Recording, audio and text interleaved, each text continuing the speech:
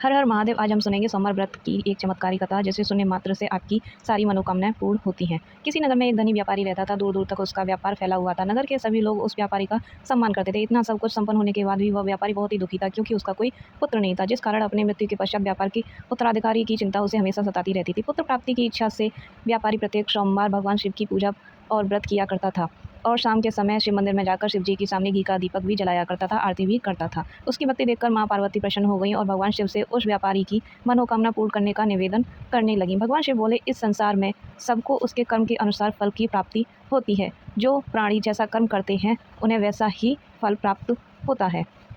शिव जी द्वारा समझाने के बावजूद माँ पार्वती नहीं मानी और उस व्यापारी की मनोकामना पूर्ति हेतु वे शिव जी से बार बार अनुरोध करने लगी। अंततः माता के आग्रह को देखकर भगवान शिव भोलेनाथ को उस व्यापारी को पुत्र प्राप्ति का वरदान देना पड़ा। वरदान देने के पश्चात भोलेनाथ माँ पार्वती से बोले, आपके आग्रह पर मैंने पुत्र प्राप्ति का वरदान तो दे दिया, किंतु इसका यह पुत्र 16 वर्ष से अधिक समय तक जीवित नहीं रहेगा। उसी रात भगवान शिव उस व्यापारी के स्वप्न में आए और उसे पुत्र प्राप्ति का वरदान दिया और उसके पुत्र के 16 वर्ष तक जीवित रहने की भी बात बतलाई। तभी भगवान के वरदान से व्यापारी को खुशी तो हुई, लेकिन पुत्र की अल्पायु की चिंता ने उस खुशी को नष्ट कर दिया। व्यापारी पहले की तरह सोमवार के दिन भगवान शिव का विधिवत व्रत करता रहा। कुछ महीनों के बाद उसके घर एक अति सुंदर बालक ने जन्म लिया और घर में खुशियां ही खुशियां भर आईं।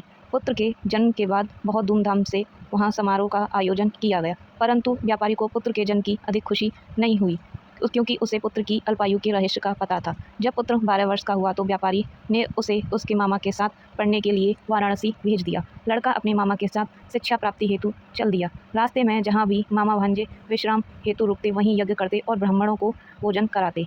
लंबी यात्रा के बाद मामा भांजे एक नगर में पहुंचे। उस दिन नगर के राजा की कन्या का विवाह था, जिस कारण पूरे नगर को सजाया गया था। निश्चित समय पर बारात आ गई, लेकिन वर का पिता अपने बेटे के एक आंख से काने होने के कारण बहुत चिंतित था। उसे भय था कि इस बात का पता चलने पर कहीं राजा विवाह से इनकार न कर दे, इससे उसकी बदनामी भी होगी। जब वर के पिता ने व्यापारी के पुत्र को देखा तो उसके मस्तिष्क में एक विचार आया। उसने सोचा, क्यों ना इस लड़के को दूल्हा बनाकर राजकुमारी से विवाह करा दूं। विवाह के बाद इसको धन देकर विदा कर दूंगा और राजकुमारी को अपने नगर ले जाऊंगा। वर के पिता ने लड़के के मामा से इस संबंध में बात की। मामा ने धन मिलने के लालच में वर के पिता की बात को स्वीकार कर लिया। लड़के को दूल्हे का वस्त्र पहनाकर राजकुमारी से विवाह कर दिया गया। राजा ने बहुत सारा धन देकर राजकुमारी को विदा किया। शादी के बाद लड़का जब राजकुमारी के साथ लौट रहा था तो वह सच नहीं छिपा सका और उसने राजकुमारी के ओढ़नी पर लिख दिया, राजकुमारी, तुम्हारा विवाह मेरे साथ हुआ था। मैं तो वाराणसी पढ़ने के लिए जा रहा हूँ और जब तुम्हें जिस नवयुवक की पत्नी बनना पड़ेगा वह एक आंख से काना है। जब राजकुमारी ने अपनी ओढ़नी पर यह सब लिखा हुआ पढ़ा तो उसने काने लड़के के साथ जाने से इनकार कर दिया। राजा को जब ये सब बातें पता लगी तो उसने राजकुमारी को महल में ही रख लिया। उधर लड़का अपने मामा के साथ वाराणसी पहुंच गया और गुरुकुल में पढ़ना शुरू कर दिया। जब उसकी आयु 16 वर्ष की हुई तो उसने यज्ञ किया। यज्ञ की समाप्ति पर ब्राह्मणों को भोजन कराया और खूब अन्न वस्त्र दान किए। रात को वह अपने शयन कक्ष में सो गया। शिव के वरदान के अनुसार शयन अवस्था में ही उसके प्राण पखेरु उड़ गए। सूर्योदय पर मामा मृत भांजे को देखकर रोने पीटने लगे। आसपास के लोग भी एकत्रित होकर दुख प्रकट करने लगे थे। लड़के के मामा के रोने और विलाप करने के स्वर समीप से गुजरते हुए भगवान शिव और माता पार्वती जी ने भी सुने। तभी माता पार्वती ने भगवान से कहा, प्राणनाथ, मुझे इसके रोने के स्वर सहन नहीं हो रहे हैं, आप इस व्यक्ति के कष्ट को अवश्य ही दूर करें। भगवान शिव ने माता पार्वती के साथ अदृश्य रूप से समीप जाकर देखा तो भोलेनाथ माता पार्वती से बोले, यह तो उसी व्यापारी का पुत्र है जिसे मैंने 16 वर्ष की आयु का वरदान दिया था। इसकी आयु पूरी हो गई है। माँ पार्वती ने फिर से भगवान शिव से निवेदन कर बोला बालक को जीवन देने का आग्रह किया।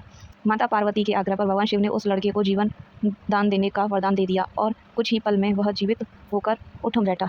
शिक्षा समाप्त करके लड़का मामा के साथ अपने नगर की ओर चल दिया। दोनों चलते हुए उसी नगर में पहुंचे जहां उसका विवाह हुआ था। उस नगर में भी यज्ञ का आयोजन किया। समीप से गुजरते हुए नगर के राजा ने यज्ञ का आयोजन देखा और उसे तुरंत ही लड़के और उसके मामा को पहचान लिया। यज्ञ के समाप्त होने पर राजा मामा और भांजे को महल में ले गया। कुछ दिन उन्हें महल में रखकर बहुत सा धन और वस्त्र आदि देकर राजकुमारी के साथ उनको विदा कर दिया था।